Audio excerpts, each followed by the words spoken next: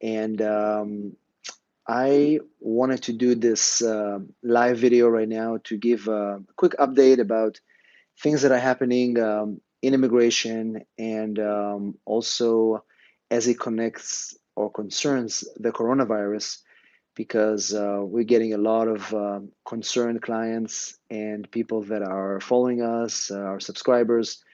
So I will, we just did a quick video to address some of the most concerns that people have, and those of you that are joining us live right now, please let me know where you're tuning in from, and also let me know if you have any questions. You can post them below, and I'll try to address you. First of all, I'm here right now at my office, but our office is closed to the public, so we are working remotely.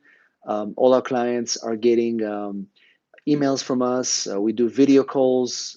We do consultations. So our office continues to work, but we're physically not seeing clients in person. And I think a lot of immigration attorneys are doing the same thing. Our main concern is the safety of our clients and our staff.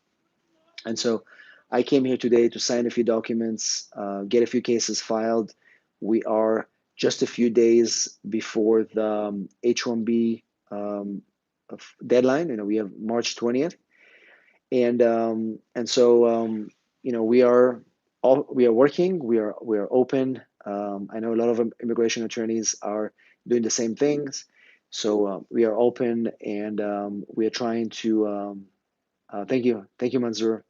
Stay safe out there in New York. So, any of you here who is watching this live right now, let me know where you're from. Any concerns, any questions. But and again, it was really important to let our viewers know that we are working, and like I said, our main commitment is to our clients, to immigrants that are need help right now. There's so many changes, and I'm going to try to address a few of them, a few urgent things that are happening right now that you need to know. But again, our office is open, so if you're watching this video, if you need help with your case, make sure that you send me a message below and give us a call. Phone number is 619-819-9204, and I'll post it as well below if you need any help. So there are a lot of changes that are happening because of the coronavirus specifically. So the biggest change that happened actually yesterday is all USCIS offices are now closed. So as of March 18, essentially, until April 1st, as far as we know, all immigration offices are shut down, which means that if you have adjustment interview, if you have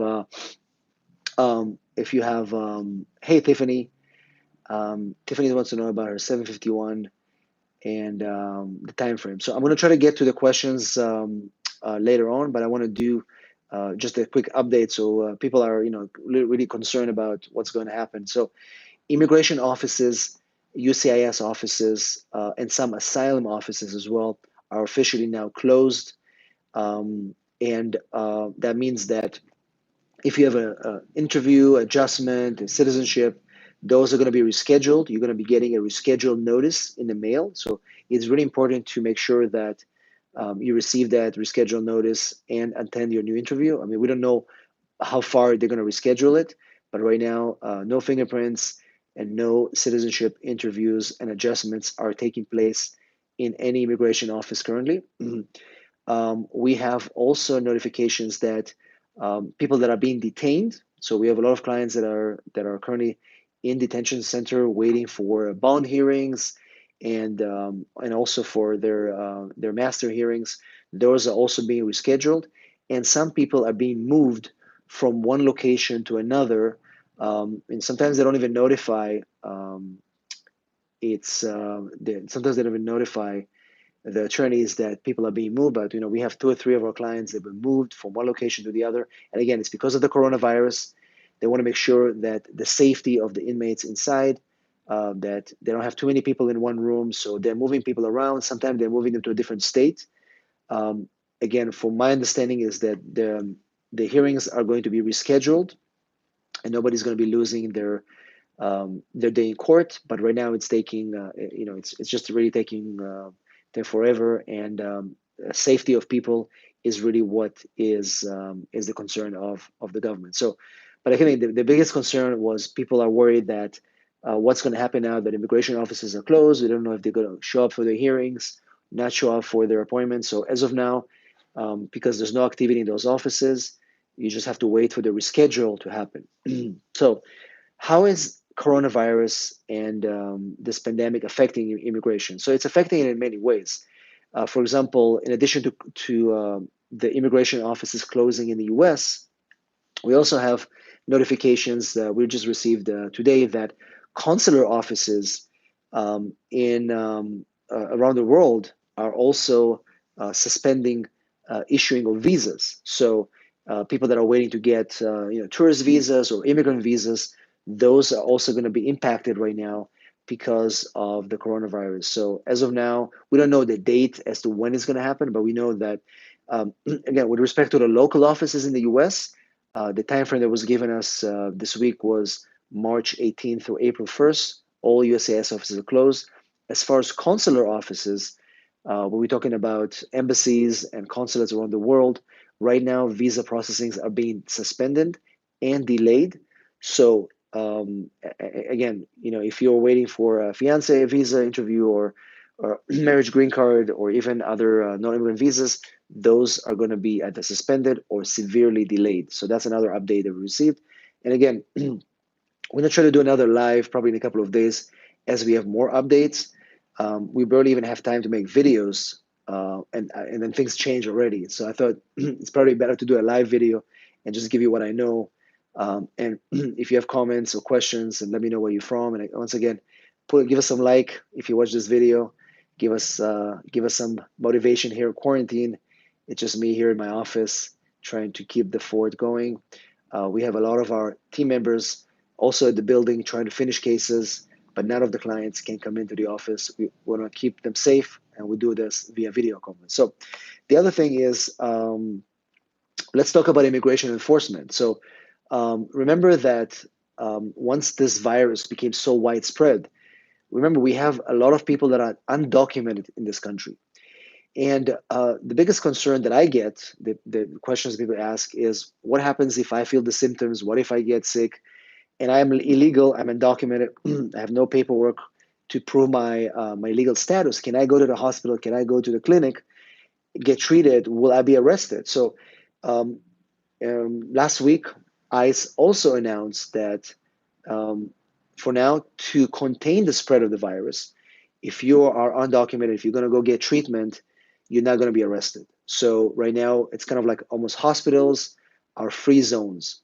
So the key right now, the main thing right now is to contain the virus. So people that are worried that if they go to the hospital, if they get some kind of a treatment, and they will reveal their identity. They'll show that they have no social security. They'll be arrested. The answer is no. You're not going to be arrested. The most important thing is to stay safe. So if you have symptoms of coronavirus, coughing, high fever, shortness of breath, even if you are undocumented, you have to go to the hospital, and you're not going to be arrested. Again, everybody's kind of on the same boat. Everybody's trying to contain this pandemic, and so it's not about enforcement right now. In fact, ICE suspended their enforcement operations right now to make sure that people are safe and are able to get the treatment they need, and then they'll worry about this later on. So that's another thing. The other thing is, as you remember, the public charge, they came in literally last month, less than a month ago. Public charge has a lot of restrictions for people as to what they can take from the government, whether it's Medicaid and other benefits.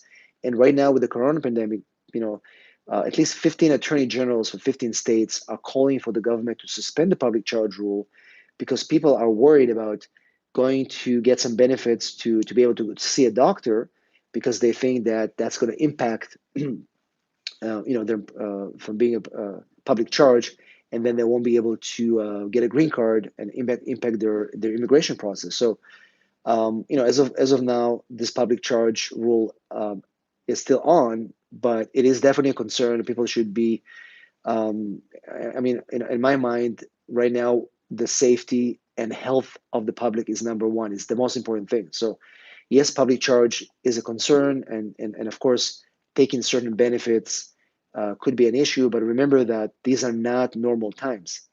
Hey, Bernard, how are you? Nice to see you here. Big supporter of our channel. I'll try to get to the questions at the end of my updates, and I'll answer your questions as well. So once again, public charge is a concern for everybody. But remember, safety first. So if you're in desperate needs and you do need some assistance from the government to help you get medications or whatever, I think there may be some exceptions later on to help people right now. But again, the public charge rule is not helping people. It's actually giving them more anxiety right now because there's so many things that we have to do. There's so many tests, age factor, health factor, all these things that are really scaring people from applying for green card right now. So we hope that the government is going to give some latitude and some credit for people that are currently trying to battle coronavirus and be less worried about a green card if they qualify for that, right? So um, another thing is, right now we are just a couple of days from H-1B filing season. So we have literally 2 days left. And a lot of employers are worried because one of the things that you do when you file for H-1B, you have to publish a notice about the hiring. But there's nobody at work right now. Nobody's there. So government is working on guidelines how to address this because this is part of the requirements of H-1B to publish, for the LCA or for the green cards, people filing for green cards, they can't really publish those notices because there's nobody there. Nobody's coming to work. So it's just small things like that. Another important update that I just received this morning is for Europeans that I hear. So if you, and again, I will try to list everything I talk to at the end of the video because it's a live video. I'll put it in bullet points in the description of the video. So anybody who's going to watch the replay, if you're interested more in public charge, or we talked about government office closings, we talked about consulates closing and not issuing visas. We talked about immigration enforcement, ICE. They're not detaining people right now. It's like a free zone. But also, let's talk about the visa waiver. So if you come from Europe and you're here 90 days and you cannot leave because the airports are closed or because you're sick or because whatever reason you cannot leave, remember, if you overstay a visa waiver, you can be barred forever from using the visa waiver. So there is a new update that came out yesterday. And the update says that if you enter the US from JFK or Newark on a visa waiver, you can call the airport over there, the Deferred Inspection Office of ICE. And as long as you give them a reason, explain to them why you cannot leave, there is a process there that can extend your visa waiver by 30 days. This is something that unheard of, and typically it doesn't really happen. But now, under this crisis, you may be able to extend your visa waiver for 30 more days as long as you entered from JFK only, right? So this is available only at JFK right now. They're pushing it to expand to other airports like LAX and Chicago as well, and a few other the big ones. But right now, if you entered from JFK, you should be able to extend your visa waiver if you can prove to the government that you have circumstances that are really beyond your control. So this is just kind of an update that I received. But I feel that people are essentially really worried what's going to happen with this virus, but also people that are going through immigration process, visas, extensions, travel back and forth, working for employers. What if you are, what if you work for an employer on an H-1B visa and the employer cannot afford to pay your salary anymore? How is that going to impact your visa? That's a big consideration that people don't think about it. So if you're currently working for an employer and that employer has to put you on unpaid leave, that's really may impact your visa. So there's a lot of things that are happening because of this virus, not just what I mentioned before, closing of offices and um, deportations and things like that, but also people that are actually living in the U.S. right now, going through the immigration process and are concerned about it. So this is just kind of some of the updates that I wanted to give you. Let me see if I can answer some of the questions here. Let me see here. So we have Bernard who's asking, immigration services shut down with the coronavirus. Let's see here. You know what? Let me see. For some reason, I can't see those comments right now on this screen, but let me see here. Here we go. Oh, here we go. So let's go back to the top. So we have Tiffany's asking 751. It's taking more than 22 months. I think it's going to be something's wrong with the case. So right now, unfortunately, everything is taking forever. So it doesn't mean anything is wrong with your case. It's just that the government is just taking forever, and you know it's how it is. Bernard Human Services, same, but I-140 can be processed. Sending a shutdown. So Bernard, I guess you're asking if your I-140 is going to be affected. I